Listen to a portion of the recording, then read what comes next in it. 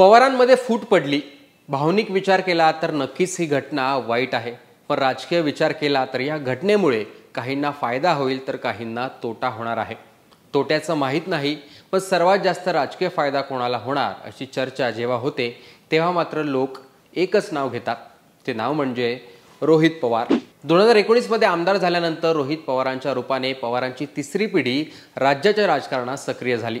राष्ट्रवादीसोबत जोडला जाणारा युवा हा थेट रोहित पवार यांनाच आपला नेता मानू लागला आणि अजितदादांनंतर भविष्यात राष्ट्रवादी कुणाकडे जाणार तर लोक रोहित पवार यांचं नाव तेव्हापासूनच घेऊ लागले। त्यानंतर पवारांमध्ये फूट पडली आणि आता तीच फूट रोहित पवार यांच्या पथ्यावर पडणार आहे असं दिसतंय। कारण रोहित पवार जेव्हा राजकारणात आले तेव्हाच ते लंबी रेसखा घोडा आहेत हे सर्वांच्या लक्षात आलेलं होतं। आता अजित पवार आणि काही मातब्बर नेते हे शरद पवारांपासून वेगळे झाल्यानंतर रोहित पवारांना मैदान मोकळं झालंय। त्याचाच प्रत्यय हा युवा संघर्ष यात्रेवरून आला। बारामती सोडून मंत्र्याला हरवून आमदार झाल्यामुळे रोहित पवार आधीच चर्चेत होते। पवार घरातील युवा चेहरा असल्यामुळे राष्ट्रवादीतला प्रत्येक तरुण कार्यकर्ता हा रोहित पवार यांना मानत होता। मात्र अजितदादांचा प्रभाव, मोठ्या अनुभवी नेत्यांमुळे रोहित पवारांना संधी मिळण्याची शक्यता त्यावेळी तशी कमीच होती। शिवाय घरातली भावकी पण लक्षात घेतली तर रोहित पवार यांना कितपत संधी मिळाली असती हा प्रश्नच आहे। पण आता हे सर्व अडथळे दूर झालेत आणि रोहित पवार राज्यभरात सक्रिय झालेत। मग आधी पवारांच्या सभांच्या निमित्ताने का असो, पवारांच्या महत्त्वाच्या काही निर्णयांमध्ये सहभाग असो, आरोप प्रत्यारोप असो किंवा राजकीय भूमिकांवर व्यक्त होणं असो, रोहित पवार व्यक्त होऊ लागलेत, महाराष्ट्रभरात फिरू लागलेत, शरद पवारांसोबत दिसू लागलेत आणि युवा संघर्ष यात्रेने ते आता एक मोठे नेते झालेत। एक मोठी संधी त्यांना या निमित्ताने मिळाली आहे। तरुणांच्या प्रश्नांवर आवाज उठवत त्यांनी ही यात्रा काढली। अनेक जण त्यांच्याशी जोडले गेले। आता ते त्यांच्या राष्ट्रवादीची महाराष्ट्रभरात नवीन पायाभरणी या निमित्ताने करू शकतात। शरद पवार यांच्याकडे तसा दुसरा युवा चेहरा नाहीये, त्यामुळे युवा चेहरा त्यात पवार घरातलाच असल्यामुळे रोहित पवारांना शरद पवारांनी देखील तशी मोठी संधी देत मोकळीक दिली असं दिसतंय।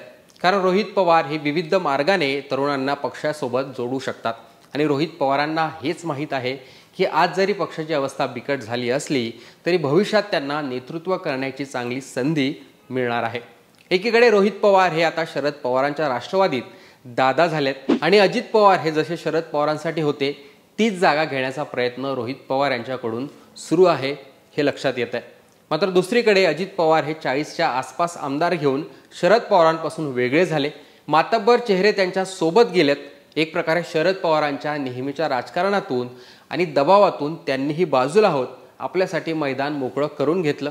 पण आज जसा शरद पवारांकडे रोहित पवारांसारखा युवा चेहरा आहे तसा युवा चेहरा मात्र अजित पवार यांच्याकडे सध्या तरी दिसत नाही, जो निवडणुकीत युवा मतदारांवर मोठा प्रभाव पाडू शकतो।